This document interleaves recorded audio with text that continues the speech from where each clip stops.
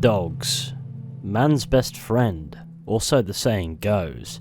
Sometimes I think we could all do with the faithful, unwavering companionship of a loyal four-legged friend. Sure, sometimes they leave parcels on your lovely floor, and are always trying to steal your food, but where would we be without the diligent loyalty of a noble hound? And this saying goes for all layers of society among dog people at least, whether you're an upstanding member of the public or a member of a ruthless gang of outlaws. With that in mind, this is Kane, a Catahoula cur who befriends the Linde Gang in Chapter 3 of Red Dead Redemption 2. Finding a new home amongst the ragtag bunch of renegades, this stray dog quite literally finds an unexpected family in an unexpected place, sticking around before mysteriously vanishing in Chapter 6. Today, we're going to be exploring that mystery. A mystery I've actually not covered before. It may not be as expansive a rabbit hole as some of the others, but I've got to do something with my time until the release of GTA 6, so let's explore the story of this dog and ponder the mystery. What happened to Cain?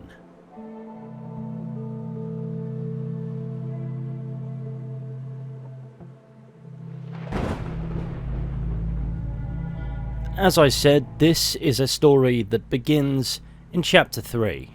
The gang has just moved from Horseshoe Overlook to Clemens Point.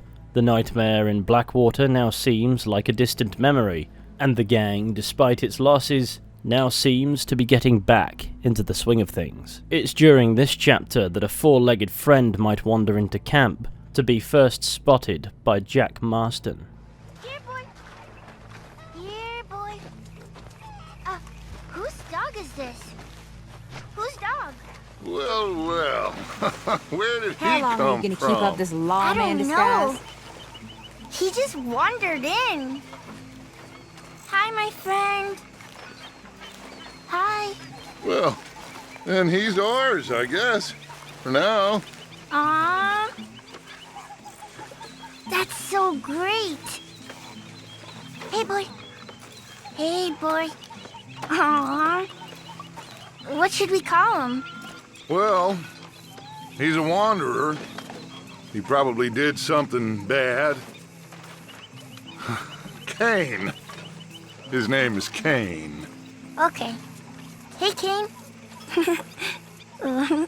Whoa. What did Cain do? A real bad thing. So he never stopped wandering. So just like that, the gang has gained a dog, and nobody's more pleased and fascinated by this than Jack. Arthur! A dog! A dog! So, you gonna let him keep it? The boy needs something, after all he's been through. Sure.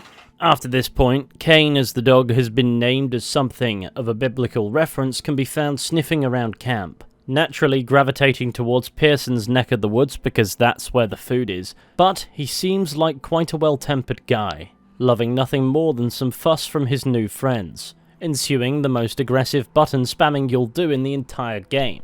So while we're completely getting lost in the gaze of this magnificent beast, let's spare a moment to analyse the significance of Cain's breed.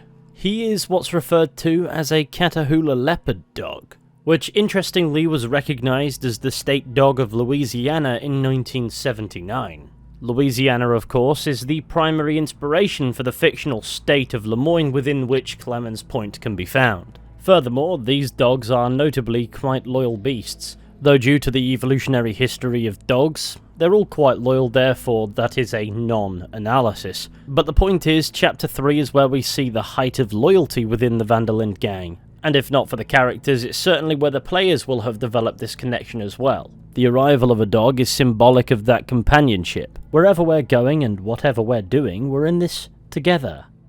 Dogs can also be symbolic of protection. Chapter 3 is where being among the gang in camp felt safest. Simply put, the emergence of Cain represents the completion of this family, and that lends this dog, whom you'd be forgiven for not even realising was there, quite a lot of significance. How members treat the dog directly correlates with how they view the gang. For Arthur, under the player's control, it's a more straightforward moral test. If you're honourable, you're going to praise and pet the dog. If dishonourable, you might choose to randomly scold him. But for the other gang members that we aren't controlling, it's less or at least only partially about their morality, and more about their overall character. Cain naturally gravitates to Jack. He can often be seen sitting with him and sleeping by him. This is symbolic of the child's innocence and purity. He is the least jaded among the gang and therefore must be protected.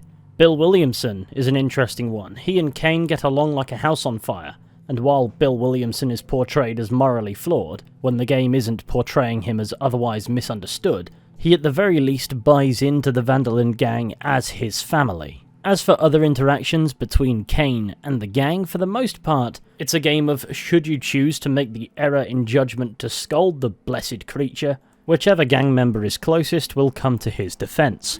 Mangy mutt! Leave that dog alone. He slinks away upset if you do this. I didn't mean it, Cain buddy, I was just trying to make a point. I have never regretted pressing a button on my controller more in my life. The point is, the majority of the gang accept, even embrace him. If you choose to antagonise the dog, at your own risk, even Pearson, the camp cook whose stores Cain can frequently be seen nosing around, will come to his aid. However, there is one member of the gang who isn't awfully taken by him. Get out of here, you damn parasite! I despise that dog. Micah's demeanour with Cain is predictably disdainful and cruel. For no reason in particular, Micah behaves appallingly towards him, hurting him, scaring him, abusing him, simply for existing. And this is a very purposeful narrative tool, a warning about Micah's character. This is to give Micah separation from the likes of Bill Williamson, not because the characters are remotely similar in every, if not most respects, but to show the difference between a crazed but redeemable outlaw and pure, irredeemable evil. Cruelty towards a harmless, docile beast is quite the trope in this respect. It's an indicator that, unlike the vast majority of the characters, Micah doesn't even have a moral compass, never mind a skewed one. His behaviour towards the dog, therefore, is intended to highlight that Micah doesn't belong. He's reprehensible and self-serving. Moreover, unlike the rest of the gang, he merely views this organisation as a means to an end. He holds no stock in it being an unorthodox family unit. He doesn't care for it truly, nor does he possess any loyalty for it. And as the events of the game increasingly portray him as a destructive interloper, the signs of this occurring have been screaming at us from the moment Cain, the symbol of the Van der Linde Gang's family ethos, came along. Because from the moment Cain arrives onwards, Micah can frequently be seen attacking or otherwise victimizing him. Away with you, you flea-ridden mongrel! I don't mean you, Bill, by the way. Well, he smells something on you. He smells something on you. That you're the fool who'll feed him. Before we move on to talking about his disappearance, another thing to acknowledge about Cain is his name as given by Dutch van der Linde himself, Cain, and the significance of that name is provided by Dutch when Cain arrived. It is a biblical reference to the book of Genesis, particularly the story of Cain and Abel. Now please forgive me for not having the religious education of a monk, but I did happen to attend the Church of England primary school until I was about 8, so this essential detail wasn't entirely lost on me. But in that story, Cain murders his younger brother Abel, and as a result of this killing, Cain is cursed by God to a life of wandering. How this applies to our dog friend is simply the fact that he too is a wanderer, but it's also more universally fitting for the gang. Cain wandered into a camp of wanderers. We see it over the course of Red Dead Redemption 2's story that the Van der Linde gang, for one reason or another, relocate 6 times, and likely relocated countless before then. So we have a dog that symbolises the family dynamic within the Van der Linde gang. We have a creature fundamentally innocent and, let's face it, unpragmatic, another mouth to feed if you will, representing that this isn't just a bloodthirsty band of killers, which can also be seen through the presence of a child, and other members of the gang who don't necessarily always sully themselves with the unpleasant realities of outlaw living. And just like Micah is a threat to the gang, Micah is directly a threat to Cain. On top of that, he bears a name symbolic of this group of people's shared nomadic lifestyle. Unlike the bulk of those who comprise the gang's fearsome guns, he may have the appearance of a rough, mangy stray, but he has a good heart. A good soul, if you will. And that's ultimately what separates this gang from any other group of outlaws we encounter, not taking into consideration the elephant in the room. There may not be good people explicitly, after all, they're all still criminals, and as such that will be what the world sees first. But, barring Micah, they aren't all bad either. As for Cain, at first the world will see the unruly stray dog, but underneath that lies something far more valuable. And the only gang member who can't see that is the one who isn't trying to be anything but a ruthless killer. In short, Cain is a symbol of the gang and its complex dynamics. And the reason why he cannot comprehend Cain's value is because he cannot comprehend the value, the true value at least, of the gang. Now, what does all of that matter? Well, let's talk about Cain's disappearance.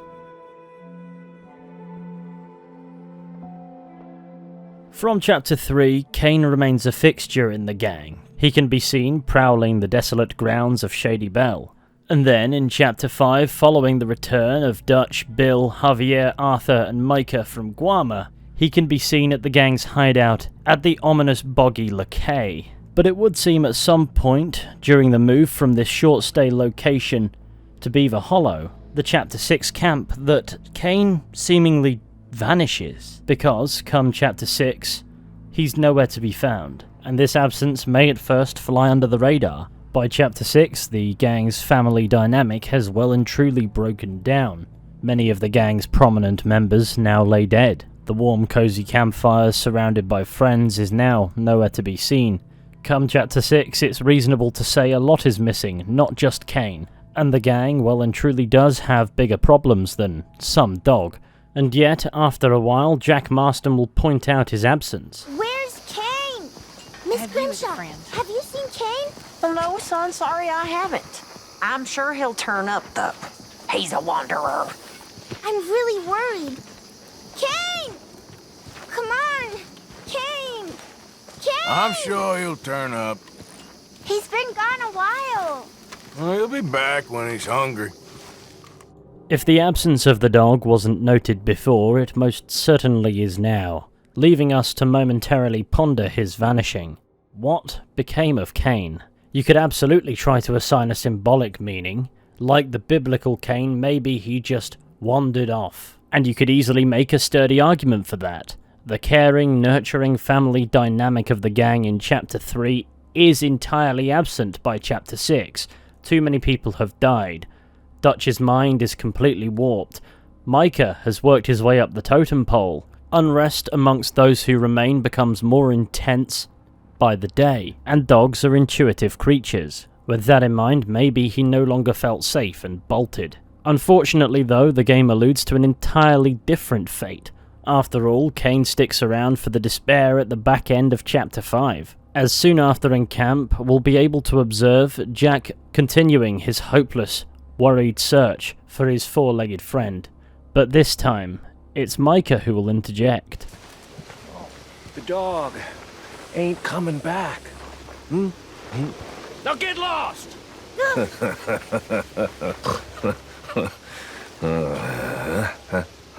Ignoring the fact that Micah takes a sadistic pleasure in dashing Jack's hopes that Cain might return. Following overhearing this exchange, we can press Micah about the dog, and the implications of that brief conversation are less than reassuring.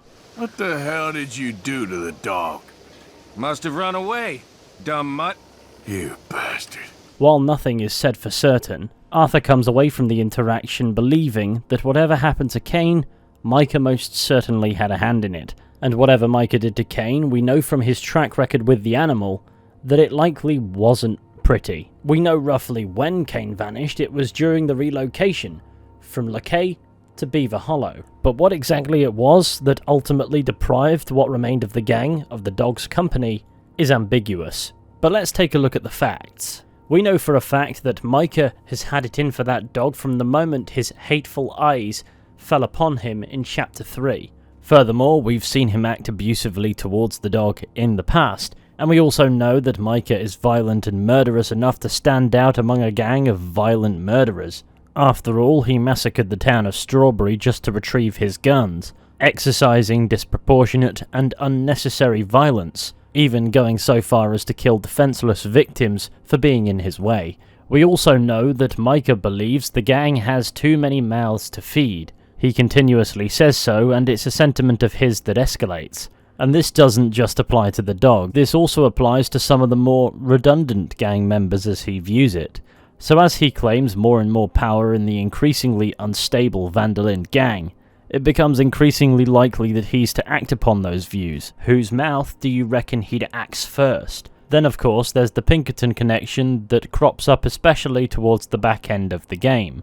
Supposedly, according to Agent Milton, since returning from Guarma, Micah has become their rat. This would give him further motivation to destabilize the gang in any way that he can, and the presence of a dog can be one hell of a morale booster. While it wouldn't amount to a significant act of sabotage on its own, you could certainly make a case for Micah disappearing the dog as one means through which he lowers the morale of the gang, and when morale is low, tempers run hot, and when tempers run hot, mistakes are made. And then once you factor the power vacuum in wake of Hosea's death and the divide between Dutch, Arthur and John Marston, you notice Micah cozying up to Dutch and becoming his new, and certainly not improved, right-hand man. He no longer has to put up the ruse of caring about those he views as weak, and he has more freedom to exercise and display his twisted, cruel nature. Since he could barely contain this with respect to Kane in Chapter 3, I have few doubts that with more power to be openly Micah, those behaviours would escalate. So with all that in mind, I absolutely believe that Micah is the reason the dog is gone. So now the question shifts from what happened to Kane to what did Micah do to Kane? Do you reckon he went to the effort to find him a loving home away from the gang? And do you otherwise believe Kane, a loyal dog, would allow Micah to run him off into the woods, never to be seen again? No. The most efficient way to get rid of this problem, from Micah's perspective, is to end the life of the being he doesn't value.